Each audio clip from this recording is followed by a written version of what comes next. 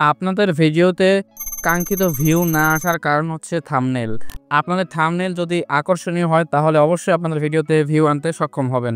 আসসালামু আলাইকুম, আশা করি সবাই ভালো আছেন। আবারও চলে আসলাম আপনাদের মাঝে নতুন একটি ইন্টারেস্টিং ভিডিও নিয়ে। আজকের ভিডিওর মাধ্যমে আপনারা খুব সহজে ওয়াজ মাহফিলের খুব সুন্দর এবং আকর্ষণীয় থাম্বনেল তৈরি করতে পারবেন একদম মোবাইল ফোনে। তো চলুন কথা না বাড়িয়ে ভিডিওটি শুরু করা যাক। বরাবরের মতো আমি আছি Masum Billah from Masum tech 46 YouTube channel. তো সেই জন্য সর্বপ্রথম চলে আসলাম আমি আমার ফোনের স্ক্রিনে। তো আপনাদের কিন্তু অবশ্যই থাম্বনেইল তৈরি করার জন্য যে বক্তার থাম্বনেইল তৈরি করবেন সেই বক্তার ছবি অবশ্যই আপনাদের লাগবে। তো সিম্পলি আমি আমার ইউটিউব থেকে একটা স্ক্রিনশট নিয়েছি।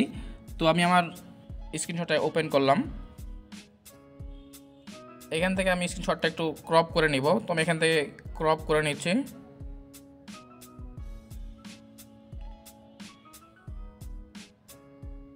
এরপর জাস্ট আমি এখান থেকে রাইট চিহ্নতে ক্লিক করে দিলাম।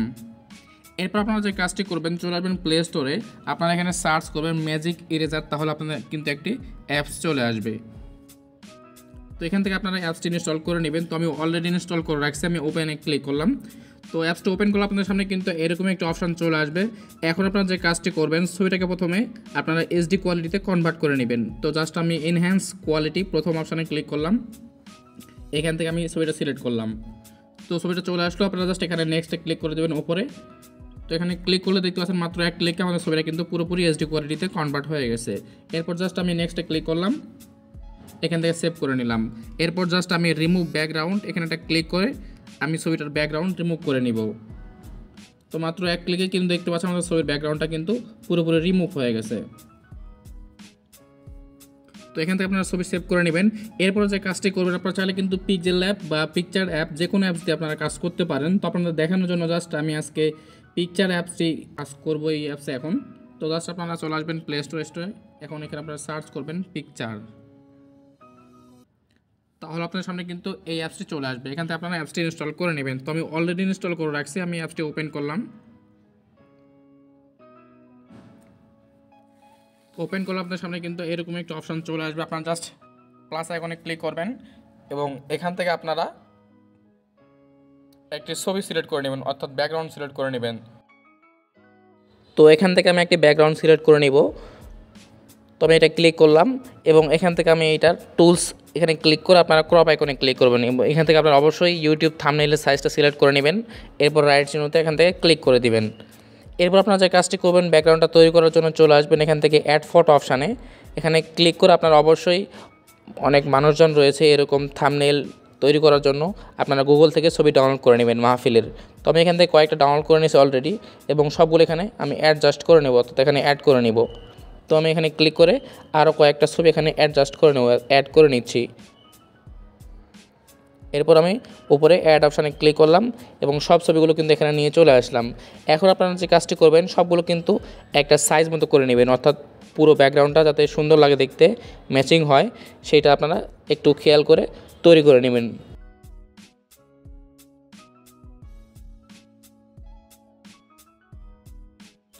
এরপর আপনারা একটা করে ফটো সিলেক্ট করবেন এবং এখান থেকে কাট আউট এখানে ক্লিক করবেন এবং এখান থেকে আপনারা ব্রাশ সিলেক্ট করবেন এবং এখান থেকে আপনারা ব্রাশের সাইজটা একটু সিলেক্ট করে নেবেন, কম বেশি করে নেবেন।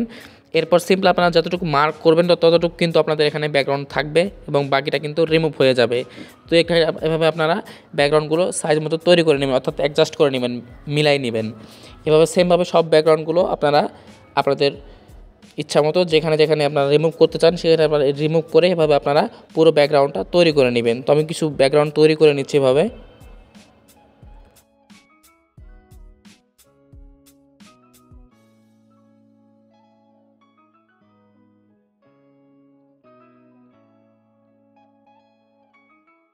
এরপর এখানে যদি আপনাদের মেলাতে সমস্যা হয় তাহলে কিন্তু আপনারা ছবি কম বেশি করতে পারবেন, অর্থাৎ উপর নিচ করতে পারবেন। এই পাশে লেয়ার অপশানে ক্লিক করে আপনারা চেপে ধরে উপরে তুলে নিলে কিন্তু আপনাদের ব্যাকগ্রাউন্ডটা পুরোপুরি অ্যাডজাস্ট হয়ে যাবে।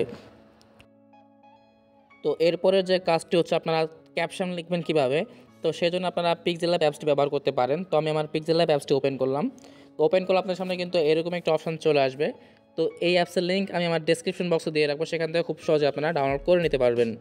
তো জাস্ট আমি সর্বপ্রথম যে কাজটি করব, এখান থেকে চলে আসলাম ব্যাকগ্রাউন্ড অপশানে এবং এখান থেকে আমি ফ্রম গ্যালারি এখানে ক্লিক করে দিলাম এবং এখান থেকে আমি একটু আগে যে ছবিটা এডিট করেছি এখানে নিয়ে চলে আসবো। তো আমি এখানে ক্লিক করলাম।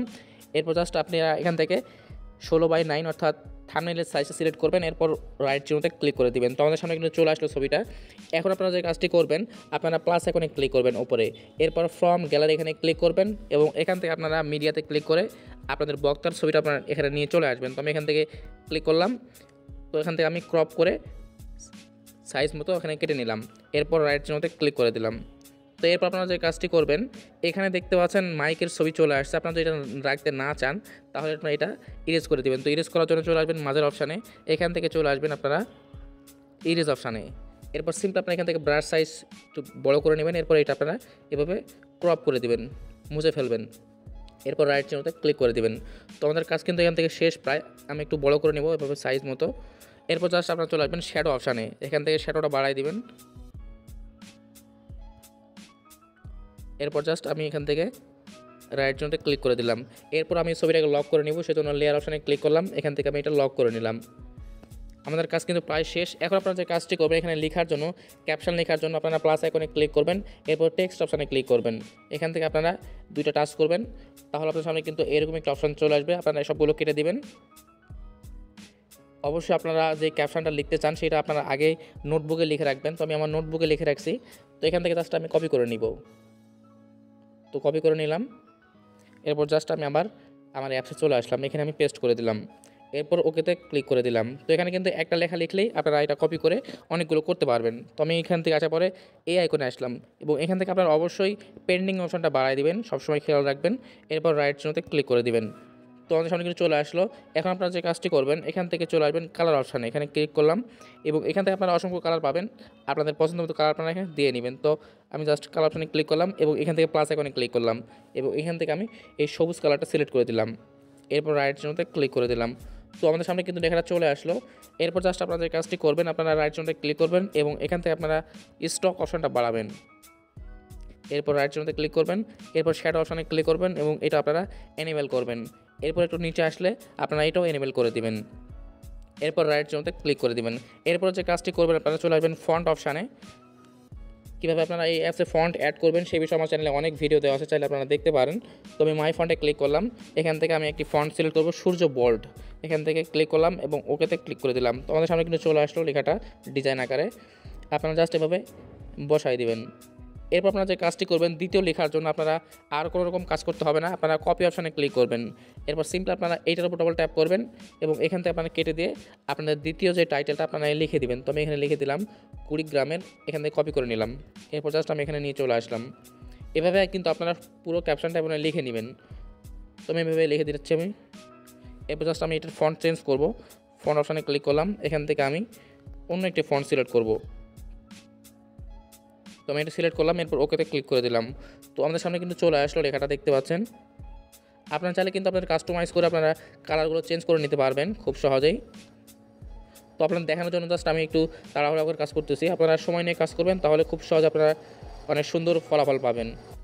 আপনারা লেখার কালারগুলো চেঞ্জ করার জন্য চলে আসবেন কালার অপশানে, এখান থেকে আপনারা গ্রেডিয়েন্ট এখানে ক্লিক করবেন এবং এখান থেকে আপনারা প্লাস এখানে ক্লিক করবেন এবং এখান থেকে আপনারা এই পাশে একটু টান দিবেন, এরপর কালার অপশানে ক্লিক করবেন এবং এখান থেকে আপনারা যে কোনো একটি কালার সিলেক্ট করে দিবেন। তো আমি এখান থেকে এই কালারটা সিলেক্ট করলাম, টিয়া কালার, এরপর রাইট চিহ্নতে ক্লিক করে দিলাম এবং এ পাশ থেকে আপনারা এই কালারটাকে একটু ক্লিক করবেন এবং এখান থেকে আপনারা ক্লিক করে এখান থেকে আপনারা পুরোপুরি সাদা কালার দিবেন, এরপর রাইট চিহ্নতে ক্লিক করে দিবেন। তো দেখতে পাচ্ছেন আমাদের লেখার ডিজাইনটা কিন্তু পুরোপুরি চেঞ্জ হয়ে গেছে। আপনারা এগুলো সাইজ মতো বসায় নেবেন। এরপর জাস্ট আমি আবারও থেকে কপি করে নিব। এরপর সেমভাবে আপনারা পুরো টাইটেলটা এভাবে আপনারা কপি করে নেবেন, কপি পেস্ট করে আপনারা পুরো ডিজাইনটাকে তৈরি করে ফেলবেন এভাবে খুব সহজেই। আমি আরও একটি দেখিয়ে দিচ্ছি। এরপর সিম্পল আমি এটার ফন্ট চেঞ্জ করবো, সেজন্য এখান থেকে ফন্ট অপশানে ক্লিক করলাম এবং এখান থেকে আমি আবার সূর্য বোল্ট এখানে সিলেক্ট করে দিলাম, এরপর ছোটো করে রেখে দেব। এরপর জাস্ট আপনারা আপনার লাস্টের যে ক্যাপশনটা আমি লিখেছি এটা আমি কপি করার জন্য ক্লিক করলাম এবং এখান থেকে আমি লাস্টের এটা এখানে বসাই দিব, মানুষের ঢল। এরপর জাস্ট আমি এখানে বসাই দিলাম, ওকেতে ক্লিক করলাম। আমাদের সামনে কিন্তু চলে আসলো ডিজাইনটা।